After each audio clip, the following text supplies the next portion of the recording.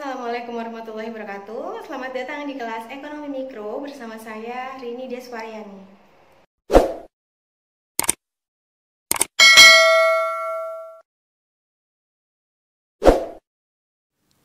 Oke, pada waktu yang lalu kita sudah membahas terkait teori biaya. Nah, ini merupakan kelanjutan dari pembahasan kita terdahulu. Jadi kemarin kita sudah membahas terkait konsep biaya produksi, biaya jangka panjang, kurva biaya produksi. Lalu kemudian kita sudah melihat bagaimana hubungan antara marginal cost, average variable cost, dan average cost. Nah, pada pertemuan kali ini kita akan melanjutkan terkait hubungan produksi dan biaya. Jadi kita akan melihat bagaimana hubungan antara produksi dan biaya. Lalu kemudian biaya produksi jangka panjang, lalu kemudian konsep skala ekonomi dan skala tidak ekonomi. Hubungan biaya produksi ataupun hubungan produksi dan biaya ya. Hubungan antara produksi dan biaya itu dapat dijelaskan pada kurva ini. Ya, kurva di atas menunjukkan kurva produksi, tentunya kalian sudah tahu itu menunjukkan hubungan antara input dan output. Sedangkan pada kurva bawah itu merupakan kurva biaya yang menunjukkan hubungan antara output dan biayanya. Dari kurva ini kita dapat melihat hubungan antara produksi dan biaya. Nah, pada kurva yang di atas itu kurva produksi. Kalau kita bicara sedikit, kita menyinggung sedikit terkait teori produksi, tentu kalian sudah tahu bahwasanya dalam kurva produksi itu terdiri dari 3 daerah, yaitu daerah 1, daerah 2, dan daerah 3. 1, ini 2, dan daerah 3 ya. Itu tidak perlu saya bahas lebih lanjut lagi karena sudah kalian pelajari. Pada daerah 1 dapat dilihat di sini produksi marginal itu mencapai titik maksimum ya, di sini mencapai titik maksimum. Lalu kita lihat di bawah, saat produksi marginal maksimum maka MC itu berada pada titik yang minimum. Jadi di sini dapat kita lihat bahwasanya terdapat hubungan berkebalikan antara marginal cost dan produk marginal. Pada saat produksi marginal mengalami peningkatan, dapat dilihat pada bawah kurva biaya, marginal cost itu mengalami penurunan. Sedangkan saat produksi marginal mencapai titik maksimumnya, marginal cost mencapai titik minimumnya. Dan saat produksi marginal mengalami penurunan, dapat dilihat pada kurva di bawah, kurva marginal cost kurvanya mengalami peningkatan ya. Jadi nilainya mengalami peningkatan. Jadi terdapat hubungan berkebalikan antara produksi marginal dan marginal cost. Nah, lalu kita lihat lagi pada kurva produksi rata-rata. Di atas di kurva produksi ini memiliki hubungan yang berkebalikan dengan AVC ya. Pada saat nilai produksi rata-rata mencapai maksimum, nilai AVC itu mengalami ataupun mencapai pada titik yang minimum ya. Dilihat pada saat nilai produksi rata-rata mengalami peningkatan, pada kurvanya seperti ini, average variable cost kurvanya mengalami penurunan ya. Berarti saat produksi rata-rata mengalami peningkatan, nilai average variable cost itu mengalami penurunan. Saat produksi rata-rata mencapai titik maksimumnya, lihat di bawah, average variable cost itu mencapai titik minimumnya. Kemudian saat produksi rata-rata mengalami penurunan, nilai AVC mengalami peningkatan. Jadi terdapat hubungan yang berkebalikan antara nilai produksi rata-rata dan nilai average variable cost. Kalau kita tadi berbicara sudah secara grafis, sekarang kita lihat secara matematisnya, ya. Jadi di sini dapat kita lihat nilai MC itu diperoleh dari turunan pertama total cost ya. Di sini kita lihat DO/TC per DO/Q. Sebelumnya sudah kita bahas pada video saya yang lalu bahwasanya DO/TC per DO/Q itu sama saja dengan DO/TVC per DO/Q. Bisa dilihat lagi ya. Saya sudah tuliskan penurunan rumusnya, di mana TVC itu merupakan perkalian antara PX dan X ya. Sehingga dari sini bisa kita sederhanakan menjadi bentuk seperti ini. PX dikalikan dengan DO/X per DO/Q ya, sama dengan PX dikalikan dengan DO/X per DO/Q. Nah, perlu diperhatikan ya, bahwasanya DO/X per DO/Q ini itu merupakan kebalikan ataupun 1 per PM ya, karena produksi marginal ini lihat sini nilainya sama dengan DO/Q per DO/X. Jadi kalau kita punya nilai DO/X per DO/Q itu sama saja dengan 1 per PM. Ini saya hanya menunjukkan penurunan secara rumusnya ya. Kalian perlu tahu. Nah, jadi di sini dilihat bahwasannya nilai marginal cost itu sama dengan PX dikalikan dengan 1 per PM, atau kita sederhanakan di mana MC sama dengan PX per PM. Nah, jadi dapat lihat di sini nilai MC dan nilai PM. Jadi antara marginal cost dan produksi marginal itu memiliki hubungan yang berkebalikan. Coba kalau misalnya di sini dimasukkan nilai produksi marginal, semakin tinggi nilai produksi marginal di sini, maka nilai marginal cost akan semakin rendah. Ya, semakin rendah nilai produksi marginal, maka nilai marginal cost akan semakin tinggi. Di mana saat produksi marginal mencapai maksimum, nilai marginal cost itu akan mencapai minimum. Lalu kemudian kita lihat hubungan antara average variable cost dan produksi rata-rata, di mana average variable cost itu merupakan pembagian antara total variable cost dibagi dengan Q, ya, diperoleh dari TVC dibagi dengan Q, di mana TVC itu sendiri perkalian antara PX dikalikan dengan X, ya, dibagi dengan Q ini. Atau disederhanakan bisa seperti ini. Lalu kemudian kita tahu bahwasannya nilai PR itu sama dengan Q per X. Sedangkan kita mempunyai X per Q, berarti sama aja seperti tadi. X per Q itu sama saja dengan 1 per PR ini tadi, ya, karena berkebalikan. Jadi kita sederhanakan sehingga kita peroleh nilai average variable cost itu sama dengan PX per PR, ya. Jadi terdapat hubungan berkebalikan antara average variable cost dan produksi rata-rata. Saat PR mengalami peningkatan, maka nilai average variable cost akan mengalami penurunan. Semakin kecil nilai produksi rata-rata, atau jika nilai produksi rata-rata mengalami penurunan, maka nilai average variable cost akan semakin tinggi, ya. Saat produksi rata-rata mencapai maksimum, average variable cost itu mencapai titik yang minimum. Nah, jadi lalu sebenarnya apa pentingnya kita mempelajari teori biaya? Ya, tentu banyak sekali yang bisa kita peroleh dengan kita mempelajari teori biaya itu, ya. Jadi kita bisa mengetahui bagaimana struktur biaya perusahaan. Nanti kita bisa menentukan berapa besar penerimaan, berapa besar keuntungan yang diperoleh. Lalu satu lagi yang perlu ditekankan bahwasanya kita dapat mengetahui bagaimana kondisi perusahaan.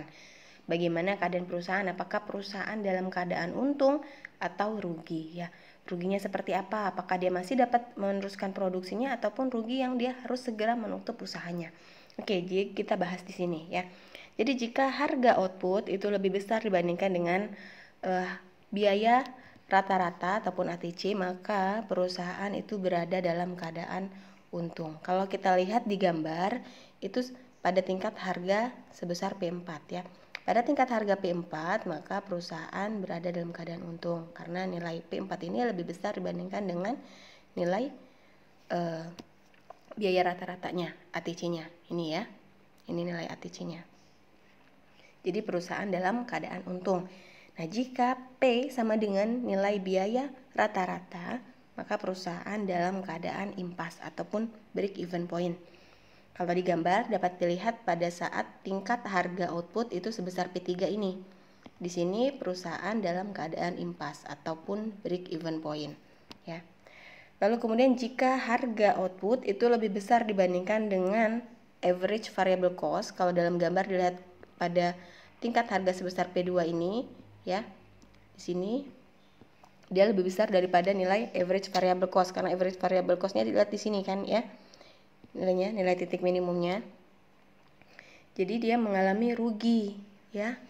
Nah, dalam hal ini dia ataupun perusahaan dalam keadaan rugi tapi bisa lanjut, bisa tetap berproduksi. Kenapa? Karena jika ia menutup perusahaannya, maka kerugian yang ia terima adalah sebesar biaya tetapnya ataupun jarak dari ATC ini ke nilai AVC, seperti ini, ya.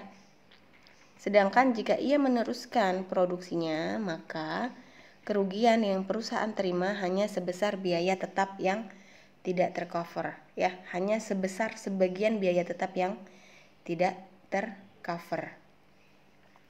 Jadi sebesar ini kerugiannya, ya. Hanya sebesar ini. Nanti kita kalikan dengan tingkat outputnya. Jadi kerugian yang ia terima jika ia menutup usahanya sebesar ini, sedangkan kerugian yang perusahaan terima jika ia meneruskan usahanya hanya sebesar ini. Jadi rekomendasi yang bisa diberikan, ia rugi tapi dia tetap masih bisa melanjutkan produksinya. Karena jika ia menutup usahanya, kerugian yang ia terima akan lebih besar. Nah, jika P lebih kecil ya atau kurang dari nilai average variable cost, kalau digambar dilihat ditunjukkan misal pada tingkat harga sebesar P1 sebesar ini ya, dia lebih kecil dari nilai average variable cost ya. Ini nilai, ini AVC-nya, ini nilai minimum AVC, maka dia dalam keadaan rugi dan perusahaan harus segera menutup usahanya. Kenapa? Karena jika ia meneruskan usahanya, maka kerugian yang ia terima adalah sebesar, jika ia meneruskan usahanya, kerugian yang ia terima adalah sebesar biaya tetap dan biaya variabel sebesar ini. Sedangkan jika ia menutup usahanya, maka kerugian yang ia terima hanya sebesar biaya tetapnya. Jarak dari sini. Jadi rekomendasi yang diberikan adalah ia harus segera menutup usahanya ya, berhenti berproduksi. Biaya produksi dalam jangka panjang. Nah, jadi perbedaan mendasar antara produksi dalam jangka pendek dan jangka panjang, yaitu dimana pada jangka pendek itu ada biaya yang merupakan biaya tetap dan biaya variabel ya. Jadi intinya pada jangka pendek ada biaya tetap dan biaya variabel, sedangkan pada jangka panjang semua biaya adalah variabel. Jadi semua biaya itu bersifat variabel, bisa berubah. Itu yang perlu diperhatikan dan perlu diingat oleh mahasiswa semua. Nah, pembahasan kita sebelum ini termasuk dalam pembahasan mengenai jangka pendek ya, karena kita tadi bahas ada biaya tetap dan biaya variabel ya. Jadi sebelumnya diketahui bahwasanya TC itu sama dengan TVC ditambah dengan total fixed cost. Nah, jadi di sini terlihat bahwasanya masih ada biaya tetap. Jadi misalnya dalam persamaan misalnya seperti ini. TC sama dengan 12Q kuadrat plus 40Q plus 12. Ya, maka 12Q kuadrat plus 40Q itu disebut biaya variabel ya. Karena ada ininya, ada Q-nya. Itu disebut dengan biaya variabel. Dan 12 ini merupakan biaya tetap ya. Dilihat di sini dia tidak berpengaruh ataupun besarnya tidak terpengaruh berapapun besar nilai Q. Sedangkan pada biaya variabel ini besarnya dipengaruhi oleh berapa besar nilai Q ya. Nah, maka kemarin mahasiswa ketika diminta mengerjakan tugas di mana hanya diketahui nilai total cost saat produksi ataupun misalnya Q sama dengan 0, misal TC sama dengan 30, lalu ditanya berapa TVC ya. Jadi dalam hal ini saat Q sama dengan 0, nilai total variable cost atau TVC itu akan sama dengan 0 karena nilai TVC itu tergantung berapa banyak Q yang dihasilkan. Sedangkan saat Q sama dengan 0, maka nilai TVC itu sama dengan 0. Maka berarti nilai TC tersebut akan sama dengan nilai TFC ya. Pada saat Q sama dengan 0, total cost itu akan sama besarnya dengan nilai TFC karena nilai TVC-nya sama dengan 0. Nah, jadi jika diketahui saat produksi ataupun saat Q sama dengan 0, nilai TC sama dengan 30, maka nilai TVC-nya nilai TFC-nya total fixed cost-nya adalah 30 ya. Karena sama dengan nilai total cost-nya dan nilai TVC ya, total variable cost-nya adalah sama dengan 0. Nah, kembali lagi. Sedangkan dalam jangka panjang, semua biaya itu akan bersifat variabel. Jadi jika kita berbicara dalam jangka pendek, misal katakanlah dalam suatu proses produksi, di mana dalam kegiatan produksi tersebut menggunakan mesin-mesin dengan umur ekonomis misal 5 tahun ya. Dalam jangka waktu 1 tahun produksi, maka perusahaan masih akan tetap menggunakan mesin tersebut, ya kan? Mesin yang sama, di mana mesin di sini termasuk dalam biaya tetap, ya. Nah, untuk menghasilkan berapapun output, tetap hanya menggunakan satu mesin itu. Katakanlah dalam proses produksi baju misalnya. Jadi di sini mesin jahit termasuk dalam biaya tetap. Karena apakah untuk menjahit 10 baju, maka memerlukan 10 mesin jahit? Enggak kan ya? Ataukah misalnya menjahit 20 baju itu memerlukan 20 mesin jahit ya? Tentu enggak ya. Jadi bisa saja misal memproduksi satu baju dengan satu mesin. Tapi kan itu terdapat adanya batasan ya, terdapat adanya kendala dalam hal sumber daya yang dimiliki ya. Nah, mesin jahit tidak langsung habis kegunaannya untuk menghasilkan satu baju, tapi bisa digunakan seterusnya sesuai dengan umur ekonomisnya. Katakanlah misal umur ekonomisnya 5 tahun. Setelah jangka 5 tahun, maka mesin-mesin itu harus diganti. Nah, jadi di sini mesin tidak lagi sebagai biaya tetap, tapi udah menjadi biaya variabel. Ini dalam jangka panjang. Jadi misal katakanlah dalam 5 tahun. Jadi dalam jangka panjang, biaya-biaya tetap ini yang akan menjadi biaya variabel karena ada mesin yang harus diganti ya dan sebagainya. Jadi sekali lagi perlu ditekankan dan perlu dipahami oleh mahasiswa sekalian bahwasanya dalam jangka pendek ada biaya yang bersifat tetap dan variabel, sedangkan dalam jangka panjang itu semua biaya akan bersifat variabel.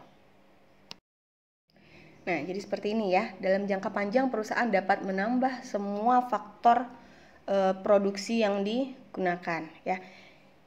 Di mana semua input atau faktor produksi di sini itu bersifat variabel. Di mana seperti yang sudah dijelaskan tadi, jadi dalam jangka panjang perusahaan dapat menambah semua faktor produksi yang digunakan. Jadi dalam jangka panjang itu tidak perlu lagi dibedakan antara biaya tetap dan biaya variabel karena semua faktor produksi itu bersifat variabel ya. Jadi perusahaan tidak hanya dapat menambah tenaga kerja ya, tapi perusahaan juga bisa menambah jumlah mesin, bisa menambah luas lahan produksi dan sebagainya.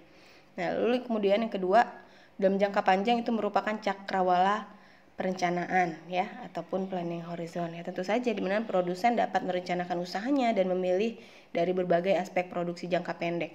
Jadi dalam jangka panjang itu kurva biaya produksi itu terdiri dari serangkaian biaya jangka pendek. Lalu kemudian produsen dapat memilih salah satu dari sekian banyak kemungkinan investasi yang berbeda. Setelah investasi tersebut dipilih oleh perusahaan dan dana telah ditanamkan dalam suatu peralatan kapital tetap, maka produsen tersebut berada dalam situasi jangka pendek. Nah, kalau kita lihat ini kurva biaya total rata-rata jangka panjang. Jadi dalam jangka panjang perusahaan dapat menambah semua faktor produksi yang akan digunakan. Itu berkali-kali saya tekankan ya. Jadi dia dalam jangka panjang semua biaya itu akan bersifat variabel. Nah, jadi dalam jangka panjang itu tidak perlu lagi dibedakan antara biaya tetap dan variabel seperti yang sudah saya jelaskan sebelumnya. Nah, di mana dalam jangka panjang tersebut banyak kurva biaya jangka pendek yang dapat dilukiskan. Dapat dilihat di sini ya di kurva. Jadi kurva biaya rata-rata jangka panjang itu merupakan kumpulan dari kurva biaya rata-rata jangka pendek. Jadi karena dalam jangka panjang perusahaan dapat memperluas kapasitas produksinya, ia harus menentukan besarnya kapasitas pabrik untuk meminimumkan biaya produksinya. Jadi dalam analisis ekonomi, kapasitas pabrik itu digambarkan oleh kurva biaya rata-rata AC ini ya, AC. Nah, jadi kurva perencanaan jangka panjang LRAC ini, long run average cost, itu adalah menunjukkan titik-titik di mana besarnya biaya rata-rata untuk memproduksi berbagai tingkatan produksi dalam jangka panjang terkecil.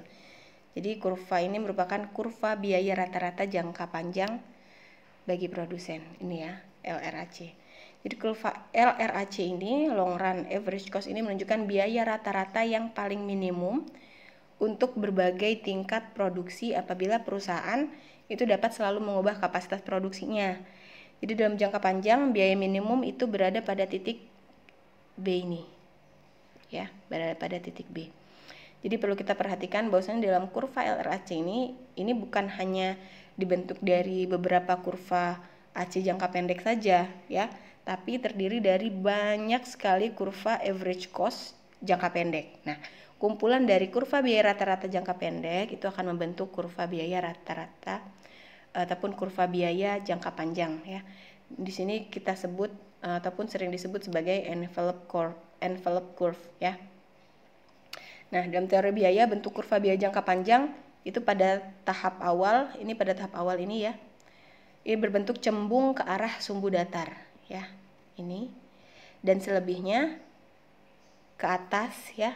Sini dia dan nanti dia cembung ke atas.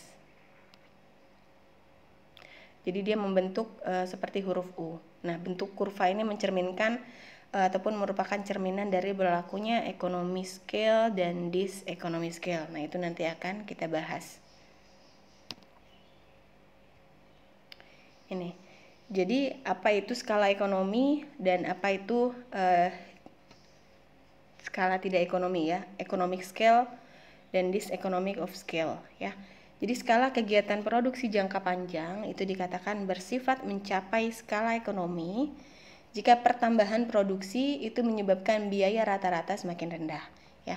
Produksi yang semakin tinggi akan menyebabkan perusahaan menambah kapasitas produksinya, dan pertambahan kapasitas ini akan menyebabkan kegiatan produksi tambah efisien ya, dicerminkan dengan biaya yang semakin rendah. Nah, dalam kurva tadi keadaan ini berlaku antara produksi 0 sampai dengan QB ini. Ini yang disebut dengan skala ekonomi. Nah, faktor yang bisa menimbulkan skala ekonomi itu misalnya spesialisasi dalam faktor produksi ya, pada perusahaan besar di mana tenaga kerja itu sudah bekerja sesuai dengan spesifikasi tertentu ya. Hal lain misalnya dari pengurangan pada harga bahan baku, di mana semakin besar perusahaan kita tahu makin tinggi produksi, biasanya dalam membeli bahan baku dalam jumlah banyak tentunya pasti akan mendapat harga yang lebih murah sehingga bisa memangkas biaya bahan bakunya itu tadi. Nah, kemudian sedangkan kegiatan produksi itu dikatakan mencapai skala tidak ekonomi ataupun diseconomic of scale, yaitu apabila pertambahan produksi itu akan menyebabkan biaya produksi rata-rata menjadi semakin tinggi ya. Hal ini menunjukkan kegiatan produksi menjadi semakin tidak efisien ya. Pada kurva tadi kita lihat keadaannya itu di mana setelah produksi mencapai QB. Dari sini itu disebut dengan diseconomic of scale ya. Terjadinya skala tidak ekonomi ini biasanya disebabkan oleh karena organisasi perusahaan misalnya yang sudah besar, terus sehingga banyak sekali kerumitan yang terjadi ya. Biasanya usaha yang udah besar memiliki banyak tenaga kerja dan sebagainya, banyak pimpinan ya, harus berunding untuk memutuskan segala sesuatu, di mana keputusan perusahaannya bisa jadi sangat kaku ya. Jadi misalnya hal ini menyebabkan butuhnya waktu yang lama misal dalam untuk mengambil keputusan-keputusan tertentu. Nah, sehingga hal ini bisa menyebabkan tidak efisiensinya kegiatan produksi ya. Jadi efisiensi kegiatan produksinya bisa menjadi berkurang dan biaya rata-ratanya bisa menjadi semakin tinggi ya. Jadi perlu dipahami lagi, perlu diperhatikan lagi bahwasanya skala ekonomi itu dikatakan mencapai skala ekonomi jika pertambahan produksi menyebabkan biaya rata-ratanya semakin rendah. Sedangkan diseconomic of scale yaitu apabila pertambahan produksinya menyebabkan biaya rata-ratanya menjadi semakin tinggi. Oke, mungkin cukup sampai di sini pertemuan kali ini saya cukupkan. Wassalamualaikum warahmatullahi wabarakatuh.